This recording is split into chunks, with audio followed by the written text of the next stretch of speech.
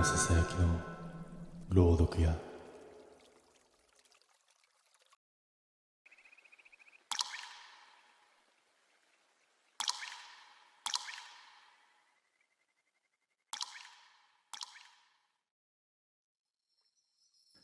深夜11時を少し回った頃だったと思う。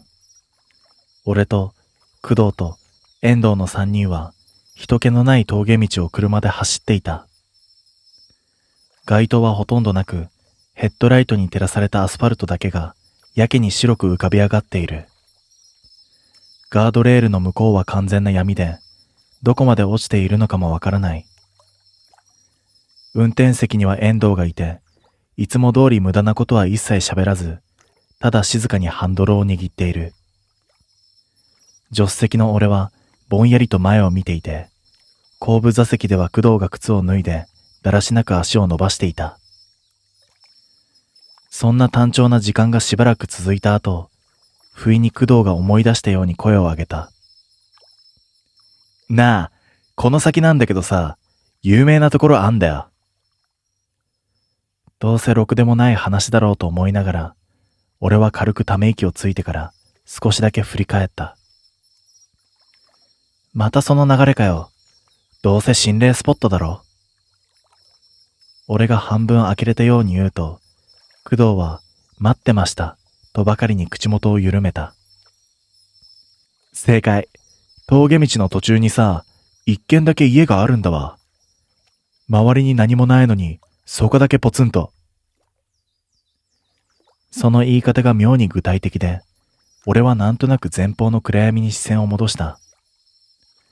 遠藤は何も言わないが、ミラー越しに一瞬こちらを見た気がした。工藤はそのまま楽しそうに話を続ける。昔そこで無理心中があったらしくてさ、夜中に行くと子供の霊が出るって話なんだ。ありがちな内容だなと思いながら、俺は軽く肩をすくめた。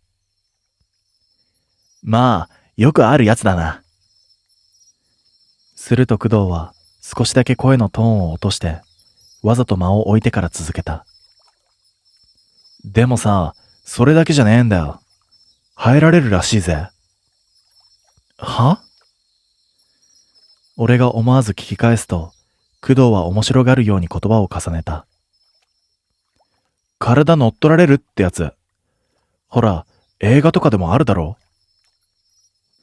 冗談だと分かっていても、運転中に聞く話としては、あまり気分がいいものではなかった。俺は小さく息を吐いてから前を向いた。やめろって、遠藤が事故ったらどうすんだよ。その名前を出されて、工藤は前に身を乗り出しながら、運転席の方へと声をかけた。大丈夫だよな、遠藤。遠藤は一瞬だけミラー越しにこちらを見て、すぐに前へと視線を戻した。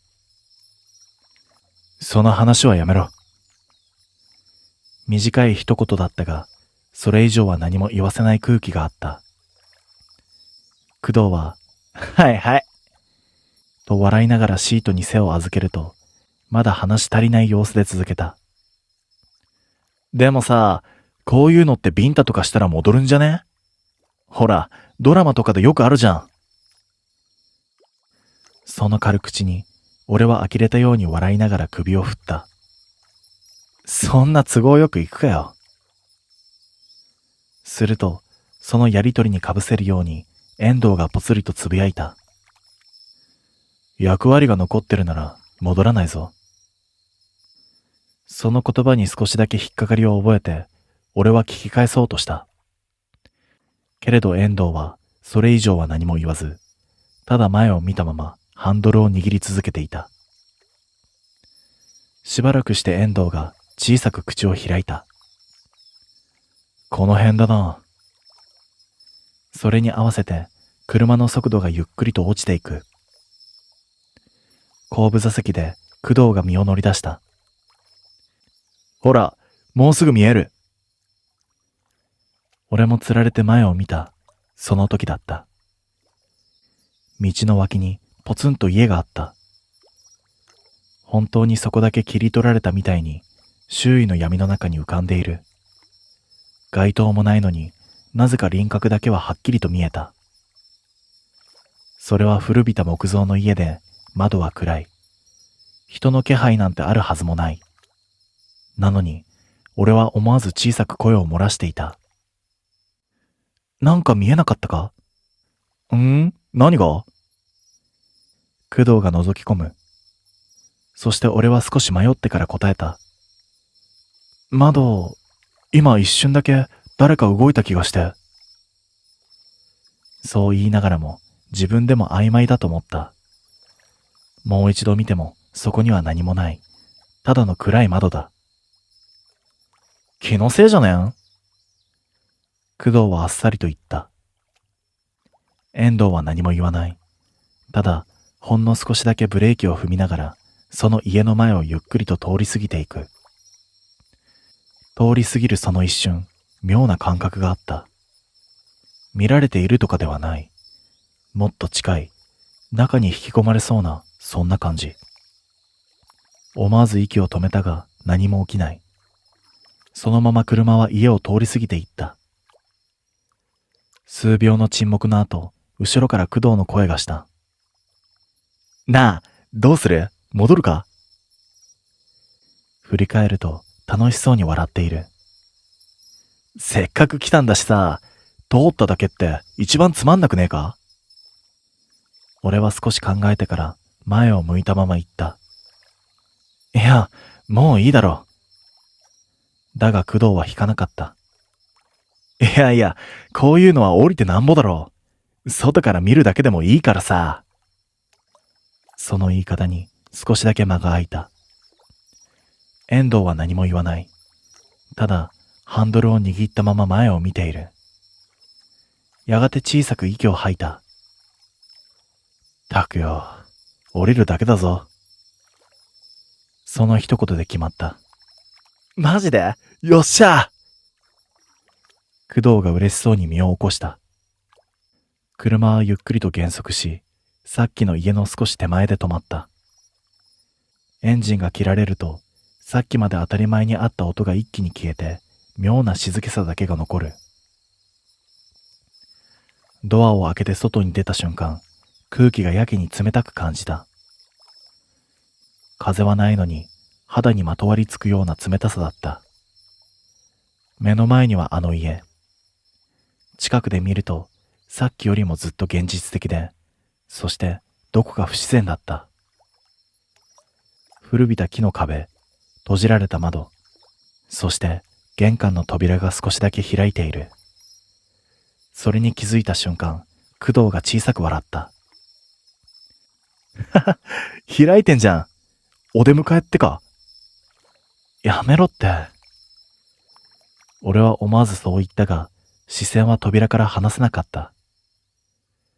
遠藤は黙ったまま、その隙間をじっと見ている。そして少しの沈黙の後、工藤が振り返った。なあ、入るか？軽い調子だったが、その目は完全に好奇心に引っ張られていた。俺は一瞬だけ迷った。けれど、ここまで来て引き返すのも妙な気がする。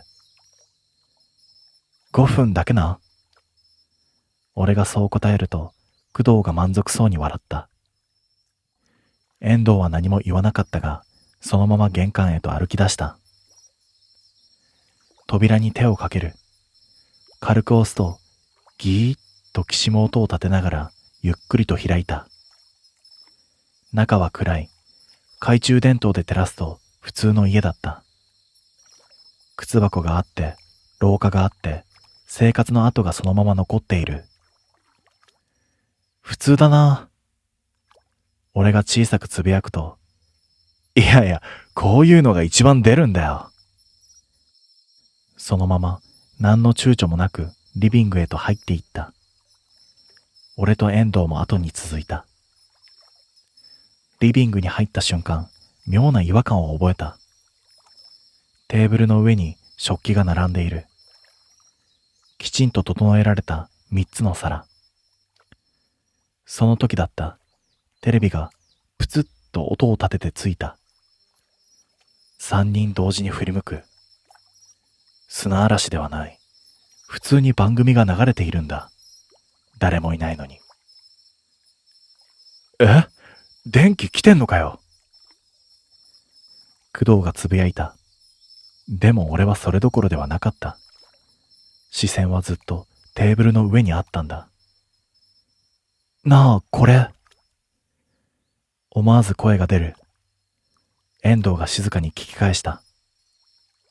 どうした？俺はゆっくりと言葉を選んだ。家族で3つっておかしくないか？一瞬の沈黙。その後工藤が軽く笑った。じゃあ俺、子供な。何気ない一言だった。ただの冗談のはずだった。でもその瞬間、テレビの音がふっと小さくなった。そしてどこかから小さな声が聞こえた。お母さん？その声は確かにこの家の中から聞こえた。お母さん？その声がはっきりと耳に届いた瞬間、俺たちは3人とも動きを止めた。テレビはついたまま、誰も見ていないのに番組だけが淡々と流れている。さっきまでただの古い家に見えていた空間が急に別の場所に変わったような感覚があった。最初に口を開いたのは工藤だったが、その声にはさっきまでの軽さが少しだけ残っていなかった。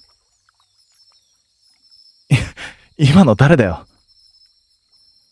冗談っぽくは言っているが、明らかに様子を探っている言い方だった。遠藤は何も答えず、ゆっくりと視線だけを動かして部屋の中を確認している。その動きには無駄がなく、むしろ状況を測っているように見えた。俺は思わず天井の方を見上げながら小さく言った。上か？そう口にした瞬間だった。ギシッと古い木がきしむような音がはっきりと2階から響いた。3人同時に視線が上へ向く。その短い沈黙の後、遠藤が低くつぶやいた。いるな。その一言でさっきまで曖昧だった何かが一気に現実味を帯びた。やめとけって普通に。俺はそう言ったが、自分でも声が少しこわばっているのが分かった。だが工藤はその言葉を聞き流すようにすでに廊下の方へと体を向けていた。ちょっとだけ見てくる。おい。止める間もなく工藤はさっさと部屋を出て行ってしまった。足音が廊下に響き、やがて階段を上る音に変わる。ギシッ、ギシッと古い家特有の音が妙に大きく聞こえた。遠藤は小さく息を吐くと短く言った。行くぞ。結局俺たちも後を追うしかなかった。2階へ上がると1階よりもさらに暗く感じた。懐中電灯の光が届く範囲だけが現実で、その外側はすべて何かが潜んでいそうな気配を帯びている。廊下の奥に扉の開いた部屋が一つだけあった。その前で工藤が立ち止まっている。背中越しに見てもわかるくらい不自然に静止していた。おい、どうした？俺が声をかける。すると工藤はゆっくりとこちらに振り返った。その顔を見た瞬間、思わず息が詰まった。笑っているんだ。だがそれはいつもの工藤の笑い方ではない。口元だけが歪んでいて、目だけが全く笑っていないんだ。なあ。工藤が言う。声がわずかに高い。ここ、子供部屋だって。その言葉に背筋がじわりと冷たくなった。戻ろうぜ。俺は反射的にそう言ったが、足はその場から動かなかった。工藤はそのまま何の迷いもなく部屋の中へと入っていく。結局、俺たちも続いた。部屋の中は思っていたよりも普通だった。小さな机に本棚、床には古びたおもちゃがいくつか転がっている。ただ、妙に生活感が残りすぎているのが逆に不気味だった。そして壁に一枚の絵が貼られているのが目に入った。それはクレヨンで描かれた子供の絵。父親、母親、子供。3人並んで笑っている。3人か。俺は無意識にそうつぶやいていた。その時隣で遠藤が静かに言った。違う。は？よく見ろ。言われてもう一度目を凝らす。最初は気づかなかった。でもよく見ると母親の横にもう一人分のスペースがある。線はぐちゃぐちゃに塗りつぶされていて、まるで消されたみたいになっている。これ。言葉が詰まる。一人消えてる。その瞬間だった。コツンと後ろで小さな音がした。振り返る。廊下の暗闇。誰もいない。それなのに、コツコツと小さな足音がこちらに近づいてくる。音だけがはっきりと。来るぞ。遠藤の声が低く落ちた。その時すぐ横で工藤がぽつりとつぶやいた。ねえ。ゆっくりとこちらを見る。その目はもう完全に別のものだった。ねえ、お母さんどこ？違う。俺は思わず叫んでいた。俺じゃねえ。その瞬間、空気がピンと張り詰めた。そして工藤の表情が一瞬だけ歪んだ。なんで？低い声だった。さっきまでの甘えた響きとは違う、どこか冷たい声。なんでいないの？コツ、コツっと足音が止まる。ちょうど部屋の入り口のあたりで。見えないのにわかる。そこにいる。降りるぞ。遠藤が短く言った。ここはまずい。俺は黙ってうなずいて工藤の腕を掴んだ。冷たい。さっきまでの体温ではない。行くぞ。強引に引っ張ると一瞬だけ抵抗された。その時、遠藤が一歩前に出て、はっきりと言った。そいつは母親じゃない。その言葉が空気を切る。何かがほんのわずかに揺れた気がした。その隙に工藤の体から少し力が抜けた。俺はそのまま腕を引いて部屋の外へと飛び出した。階段を駆け下りる。後ろから足音がついてくる。コツ、コツ、コツとさっきよりも早く。1階に降りると同時に玄関が視界に入る。出るぞ。その瞬間だった。リビングのテレビがバチッと音を立てて画面を切り替えた。思わず振り返ってしまった。そこに映っていたのはさっき見たあの家族の絵だったんだ。ぐちゃぐちゃに塗りつぶされていた部分がゆっくりと形を取り戻していく。息が止まった。その時後ろから何かが伸びてきた。それは小さな手が工藤の服をしっかりと掴んでいたんだ。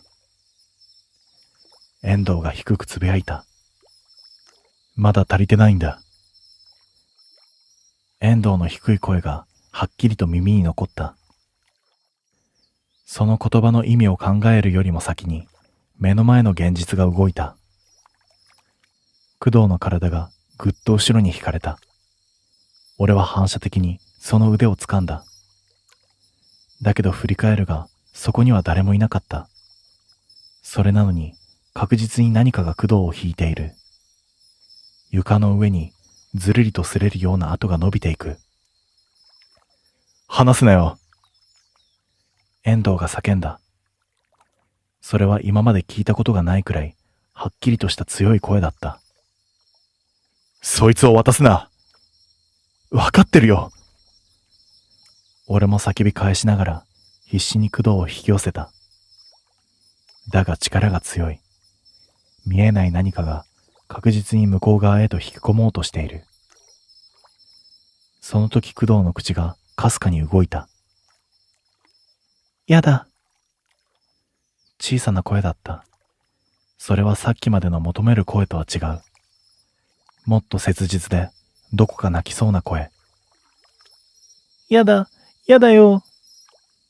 その一言で背筋が凍った。さっきまで迎える側だったものが、今は残される側になっているんだ。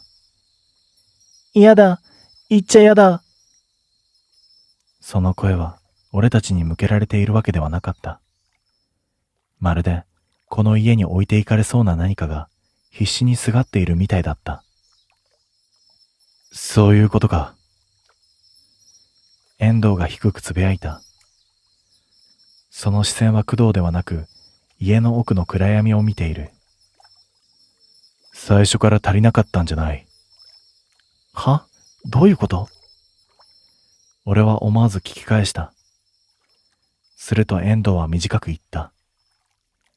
一人、外に出てるんだ。俺はその言葉で理解してしまった。この家は家族を作る場所ではない。元に戻そうとしている場所だ。欠けたまま終わった家族を無理やり揃えようとしているんだ。工藤！俺は叫んだ。お前はそっちじゃねえ！戻れ！その声にほんの一瞬だけ工藤の動きが止まった。目がわずかに焦点を取り戻した。俺は…その瞬間だった。遠藤が一歩踏み込んだ。迷いは一切なかった。バチンと乾いた音が家の中に鋭く響いた。それは強いビンタだった。工藤の顔が横に揺れる。そのまま一瞬完全に動きが止まった。そして遠藤ははっきりと言い切った。戻れ！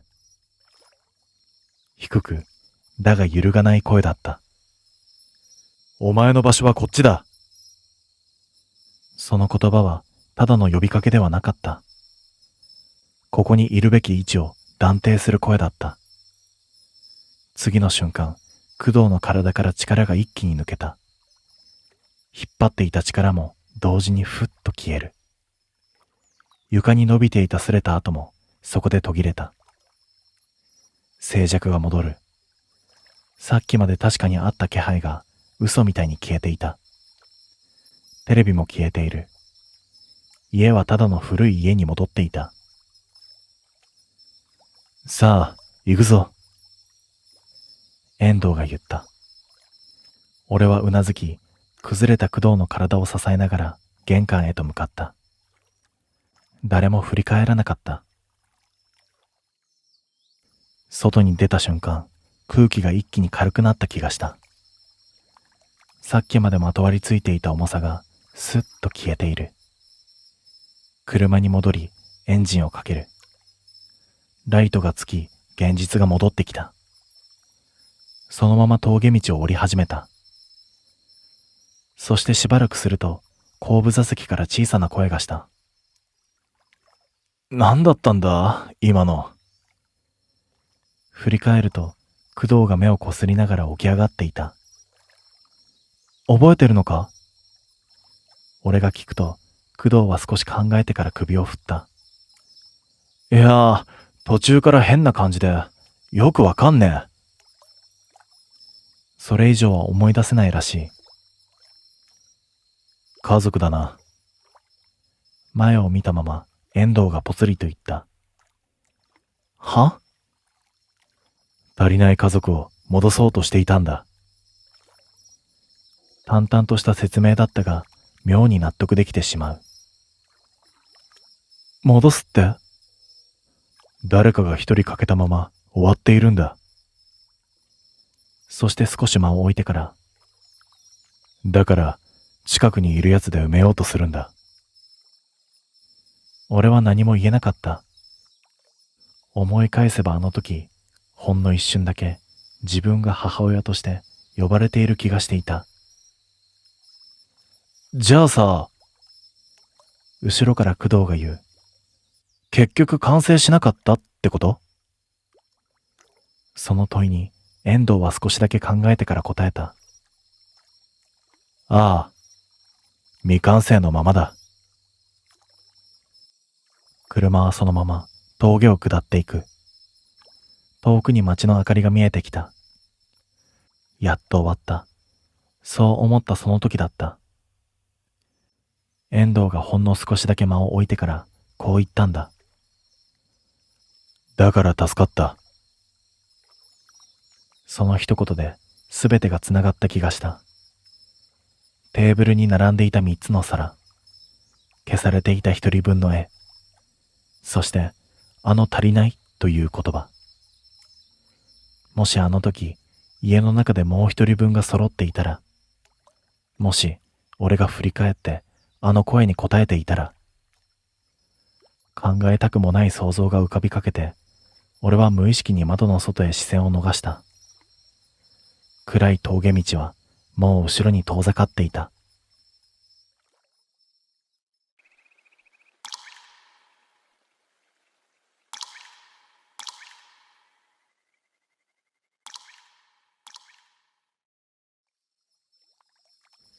その日、俺たちは久しぶりに昼に集まって、どこかにドライブでも行こうという話になった。特にこれといった目的があったわけではない。ただ天気が良くて、全員が珍しく予定もなく空いていた。それだけの理由だ。俺が、どこ行く？と何気なく聞いた時だった。ほとんど間を置かずに、助手席に座っていた工藤が身を乗り出して言った。ドライブって言ったら、やっぱり海でしょ。その言い方があまりにも即答すぎて、俺は思わず苦笑いを浮かべた。はいはい、どうせそれだと思ったよ。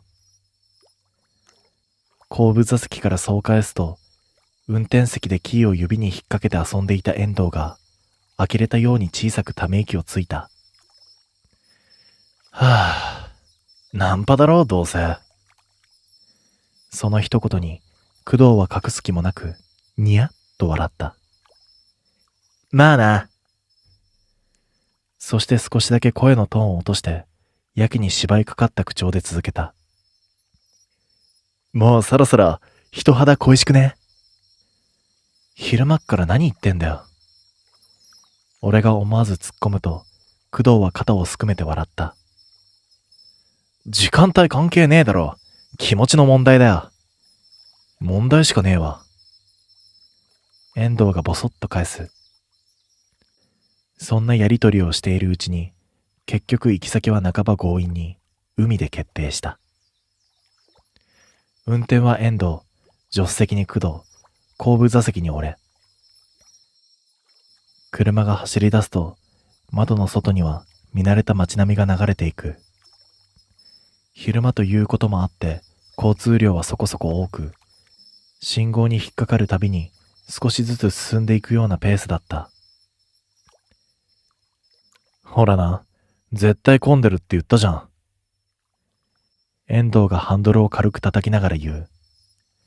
その声にはほんの少しだけめんどくさそうな色が混じっていた。まあまあ、夕方になればすくって。工藤はスマホをいじりながら気のない返事をする。それにさ、人が多い方がいいだろう、ナンパ的には。お前さっきからそれしか言ってねえな。俺が言うと、工藤は楽しそうに笑った。本当に、いつも通りの空気だった。何も変わらない。ただの休日のドライブ。少なくとも、この時は全員がそう思っていた。街を抜けて、山道を越えて、海沿いの道に出る頃には、太陽は少しずつ傾き始めていた。視界が開けて水平線が見えた瞬間、工藤が、おーと声を上げる。いいじゃん。ちゃんと海っぽいじゃん。海なんだから当たり前だろ。遠藤が淡々と返す。やがて小さな駐車スペースを見つけて車を止めた。エンジンを切ると、それまで当たり前のように鳴っていた機械音がスッと消えて、代わりに波の音がはっきりと耳に届くようになる。なんか静かだな。俺は車を降りながらそうつぶやいた。駐車場には数台の車が止まっているものの、人の気配はそれほど多くなかった。時間帯的にはまだ夕方だが、どこか少しだけ引けたような空気があった。まあいいだろ。人いない方がわかりやすいし。工藤はそんなことを言いながら、さっさと海の方へと歩き出す。何をやるつもりだよ。俺は小さくつぶやきつつ、その後ろをついていった。海沿いの道を3人で並んで歩く。空はオレンジから徐々に濃い色に変わり始めていて、波の音だけが規則的に響いていた。工藤は露骨に周囲を見回している。あそこ、二人組じゃね？やめとけって。いやいや、まずは様子見だから。軽口を叩きながらも、実際にはなかなか声をかけに行こうとはしなかった。しばらく歩いた後、俺が、行かねえのか？と聞くと、工藤は少しだけ首をかしげた。なんか違うんだよな。何が？いや、わかんねえんだけど、ピンとこねえんだよな。珍しく歯切れが悪い。遠藤が呆れたように言う。お前にそんな基準があったんだな。工藤はそれには答えず、また周囲を見回し始めた。その頃には空はかなり暗くなっていた。さっきまでちらほら見えていた人影も気づいたらほとんどいなくなっている。駐車場の方を振り返ると、残っている車もかなり減っていた。人減ったなぁ。俺がそう言うと、まあ夜になるしな。と遠藤が短く答えた。その声はいつもと変わらないはずなのに、なぜか少しだけ低く感じた。その時だった。あ！工藤が急に足を止める。視線の先を追うと、少し離れた防波堤の近くに二人組の女が立っているのが見えた。街灯の明かりがギリギリ届く場所で、ぼんやりとした輪郭だけが浮かび上がっている。一人は、はっきりとわかるくらい整った顔立ちをしていた。長い髪が風に揺れていて、どこか大人っぽい雰囲気がある。もう一人は、その隣で少し控えめに立っている。派手さはないが、静かな印象の女の子だった。あれだな。工藤が小さくつぶやく。その声には、さっきまでの軽さとは違う、妙な集中があった。行くのか？遠藤が聞く。ああ。短く答えると、工藤は一歩踏み出した。そしてぽつりと、あっちの子いいな。そう言って、おとなしい方、夏美の方を見ていた。俺はなんとなく、その二人を見続けていた。何かが変だ、とははっきりとは言わない。でも、二人ともさっきからずっと同じ場所に立っている。風が吹いているのに、ほとんど動かない。ただ海の方を向いたまま。ちょっと行ってくるわ。工藤がそう言って軽く手を振った。マジで行くのかよ。ここまで来て帰れるかっての。そう言って軽く笑って、そのまま二人の方へと歩いて行った。街灯の下で工藤が声をかける。そして少しの間があって、二人がゆっくりと振り向いた。その動きがほんのわずかに遅れて見えた気がした。工藤は何かを話している。女たちもそれに応じているようだった。距離が近い。初対面にしては妙に。普通に会話してるな。俺が小さく言うと、遠藤がわずかに首を振った。いや、なんか変だ。何が？遠藤は目を細めたまま、距離、とだけ言った。言われてもう一度見る。確かに近い。特に工藤と夏美の距離が。ほとんど肩が触れそうなくらいだった。しばらくして、工藤がこちらを振り返り、手招きをした。来いよ。そんなジェスチャーだった。行ってみる？と俺が聞くと、遠藤は少しだけ考えてから、様子だけ見る、と答えた。俺たちは二人の方へと歩き出した。近づくにつれて、顔がはっきりと見えるようになる。美人の方、舞がニコッと笑った。その隣で、夏美も少し遅れて同じように笑う。こっち、舞。工藤が紹介する。んで、こっちが夏美。夏美は小さく会釈をした。どうも。その声はやけに小さくて、どこか湿ったように聞こえた。どっから来たの？と俺が聞く。ほんの一瞬間があってから、舞が答えた。ここだよ。ここ？うん。ニコッと笑う。夏美も同じようにうなずいた。その答えにほんの少しだけ違和感を覚えた。でもその正体はわからなかった。その時夏美がぽつりと口を開いた。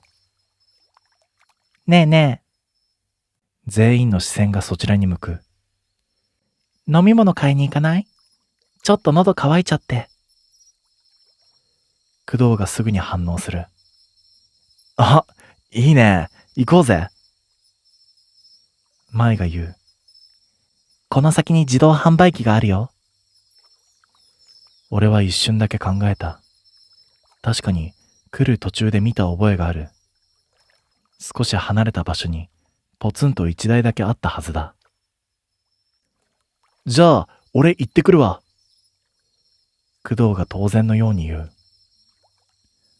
じゃあ、俺らはここで待ってるわ。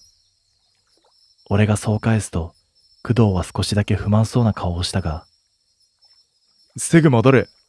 と軽く言って、夏美の横に並んだ。三人はそのまま暗い道の方へと歩いていく。街灯の光の外へ、ゆっくりと溶けるように消えていった。その背中を見ながら、なぜか胸の奥に小さな引っかかりが残った。なあ、俺が声をかける。なんかさ、と言いかけて言葉を探す。うまく説明できない。遠藤は答えなかった。ただ、暗闇の奥をじっと見つめたまま、小さくつぶやいた。遅すぎるな。まだ、それほど時間は経っていないはずなのに。遠藤が、遅すぎるな、とつぶやいたとき、俺はなんとなくその言葉に引っかかりを覚えながら、スマホで時間を確認した。まだ5分も経っていない。普通に考えれば、飲み物を買いに行っただけなら、遅いとも言えない時間だ。むしろ早いくらいかもしれない。それなのに、遠藤の言い方には、ただの体感以上の何かが含まれているように思えた。いや、さすがにそれは早くないか？なるべく軽く聞こえるように言ってみる。けれど遠藤はすぐには答えず、ただ暗闇の奥をじっと見つめたまま、小さく首を振った。そういう問題じゃない気がするんだ。何が？わからん。短くそれだけ。俺もつられて暗闇の先に目を向けた。街灯の光が届かない場所は、まるでそこだけ世界から切り離されたみたいに真っ黒で、その奥にあるはずの自販機の気配すら感じられなかった。来る時には確かに見えたはずだった。ポツンと一台、やけに目立つ白い光を放っていたのを今でもはっきりと覚えている。その時だった。今、見えたか？遠藤が低い声で言った。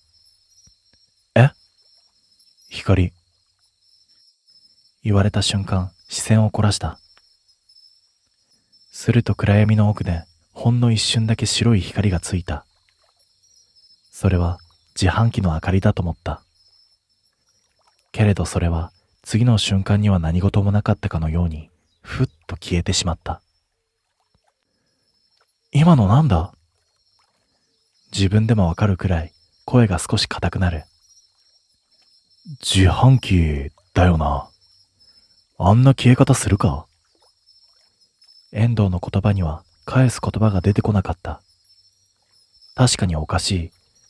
自販機の明かりがあんな風に一瞬で消えるなんて聞いたことがない。しばらくの沈黙の後、遠藤が小さく息を吐いた。そして短く言う。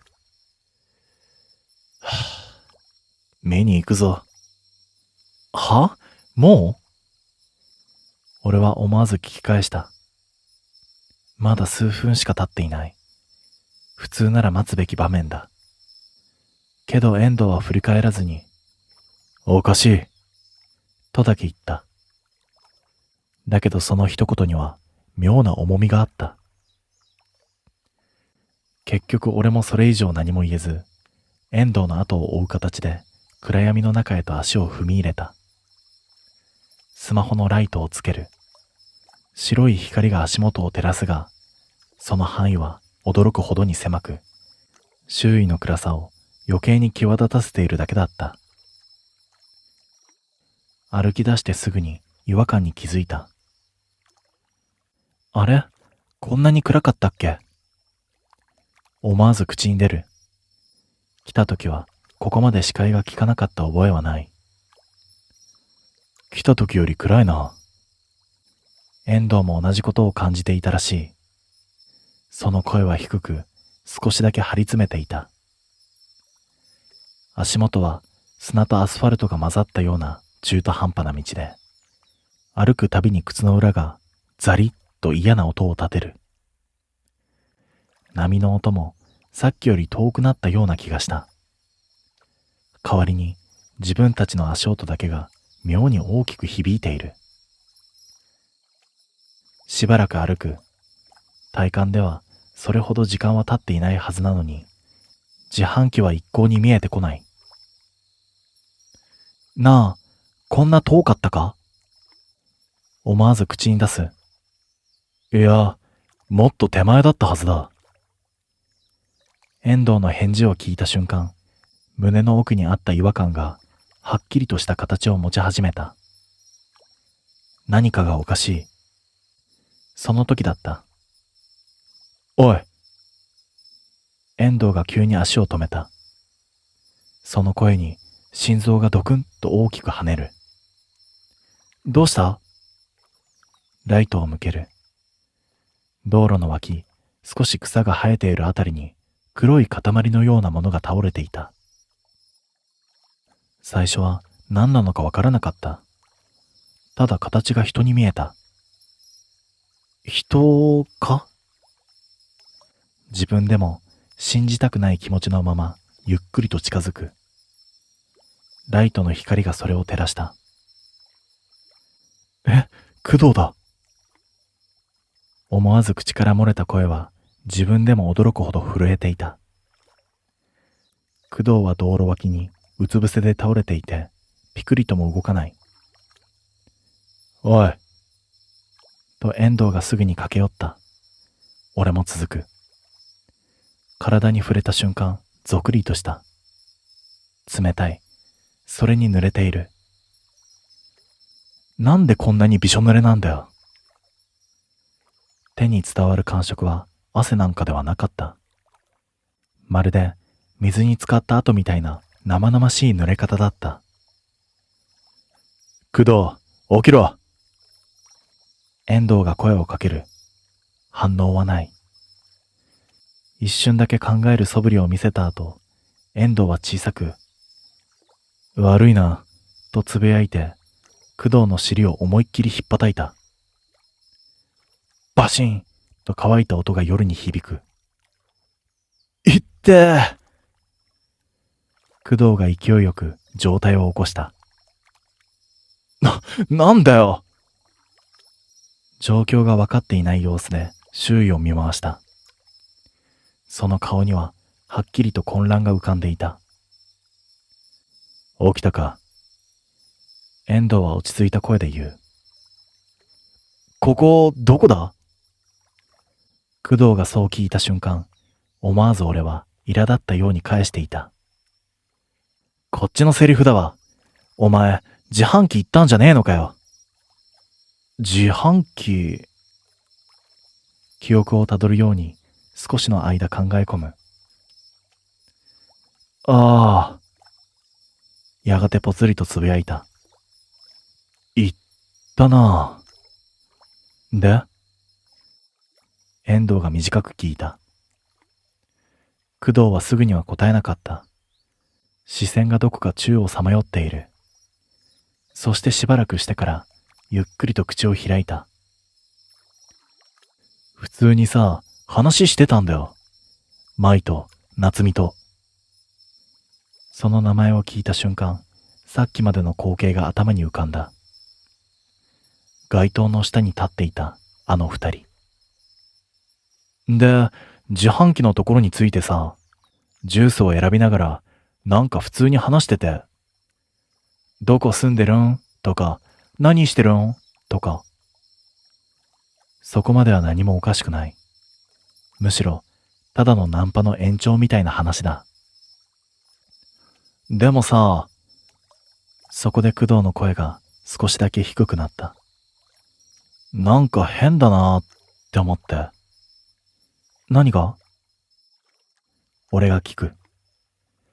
少しの間を置いてから工藤は短く答えた。顔。最初は普通に見えてたんだけどさ、近くで見たらなんかおかしくって。言葉を探すようにゆっくりと続ける。いや、なんかブヨブヨしててさ。その一言で空気が変わった。皮膚が浮いてるみたいで、目も濁っててさ、まるで水死体みたいだったんだ。思わず息が詰まった。波の音が急に近くなった気がした。で、俺無理だと思ってさ、そのままドアを開けて外に飛び出したんだ。ドア？遠藤がすぐに反応する。工藤は一瞬だけ考えて、ああ、車。そっから覚えてねえんだよ。沈黙が落ちる。風が吹く。遠くで波が砕ける音が妙にゆっくりと聞こえた。なあ。俺は我慢ができずに口を開いた。お前ら歩いて行ったよな。工藤は答えなかった。ただ自分の濡れた手をぼんやりと見つめている。その時遠藤が静かに言った。はあ、戻るぞ。俺はまだ引っかかっていた。あの二人は？そして工藤はゆっくりと首を振った。悪い、わかんねえ。それ以上は何も言わなかった。遠藤は振り返ることなく歩き出す。俺も、そして工藤もその後を追った。途中で一度だけ俺は振り返った。暗闇の奥、何も見えないはずのその場所に誰かが立っているような気がした。だけど次の瞬間にはもう何もなかった。来た道を戻る間、誰もほとんど口を開かなかった。さっきまで聞こえていたはずの波の音はまた遠くなっていて、代わりに自分たちの足音だけがやけに大きく響いていた。工藤はというと、まだ完全には意識がはっきりとしていないのか、少しふらつきながら歩いている。その服は相変わらずびしょ濡れで、近くにいるだけで、かすかに潮の匂いがした。やがて街灯の明かりが見え始め、さっきまでいた場所に戻ってくる。当然のように、そこに舞と夏美の姿はなかった。最初から何もいなかったみたいに、ただ海と防波堤と暗い夜だけが広がっている。いないよな。俺が小さく言った。当たり前だろ。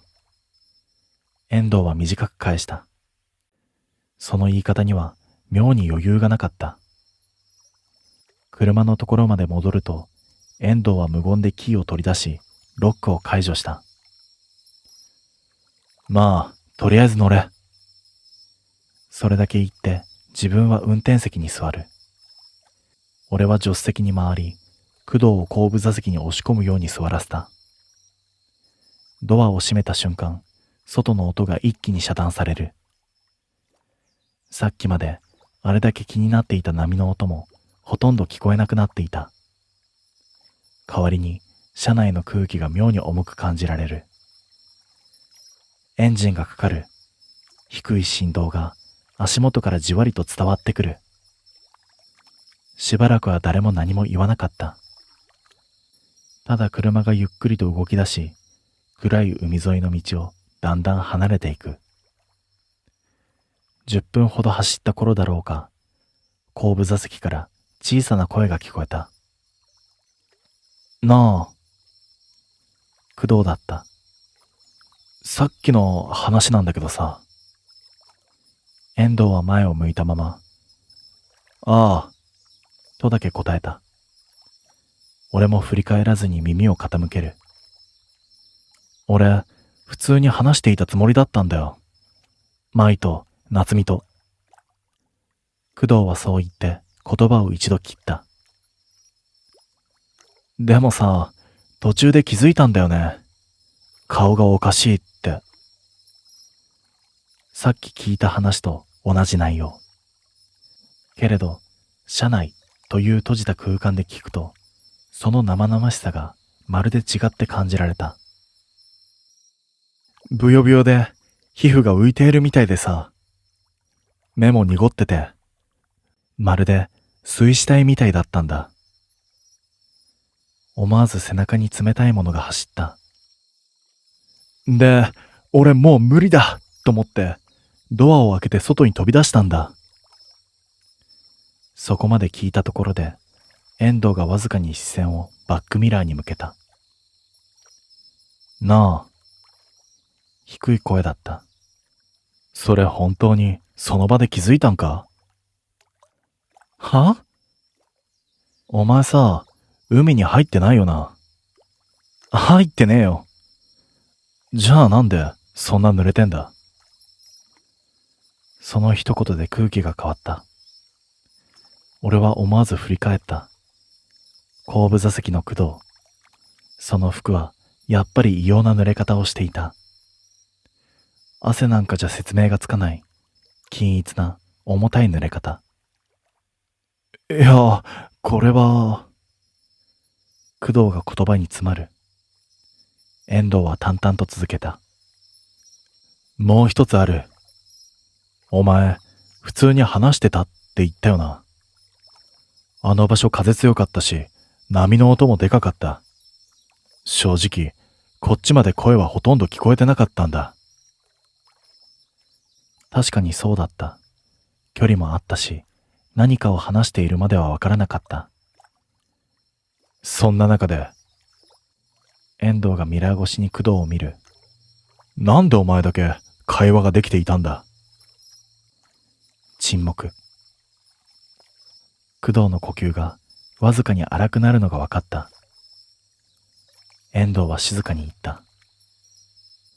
多分お前、車の中で話してたんだよ。その言葉の意味を理解するまで少し時間がかかった。は？思わず声が出る。自販機なんて言ってないんだ。最初からお前だけ。そこまで言って、遠藤は言葉を切った。俺は反射的に後部座席を見る。車のシートが濡れている。工藤の服だけではない。その両隣に、はっきりと二人分の濡れた跡が残っていた。まるで、誰かがずっとそこに座っていたみたいに。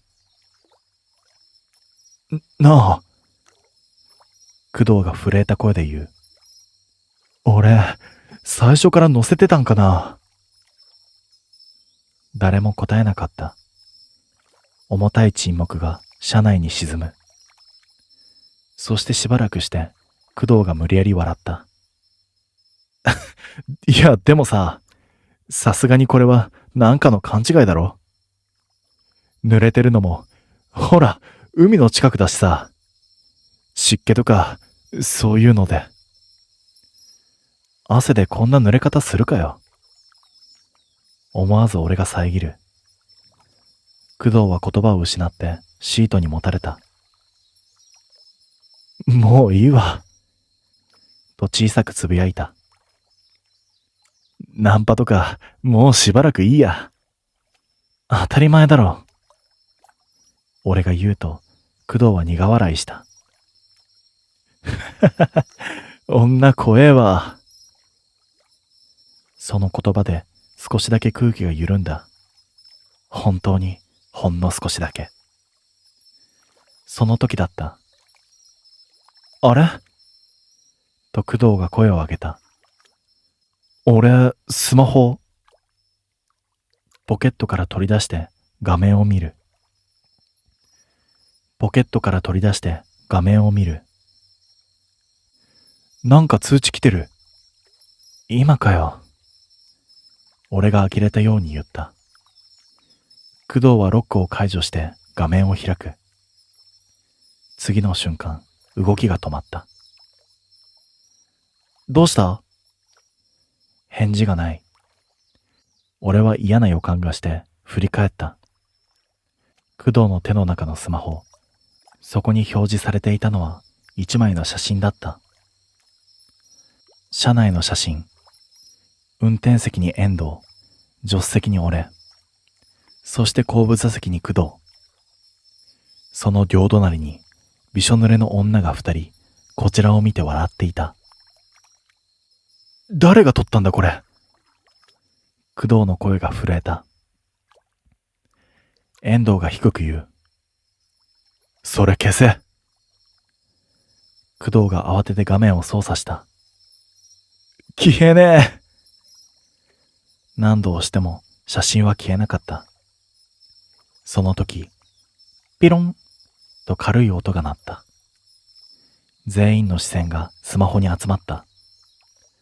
新しい通知。差出人は不明。そしてメッセージが一件。工藤が恐る恐る開いた。画面に表示されたのはたった一行だった。それは、次はどこまで乗せてくれるの？しばらくは誰も何も言えなかった。やがて俺は小さく息を吐いてつぶやいた。なあ、これさ、ナンパ成功ってことなんかな？その俺の言葉には誰も笑わなかった。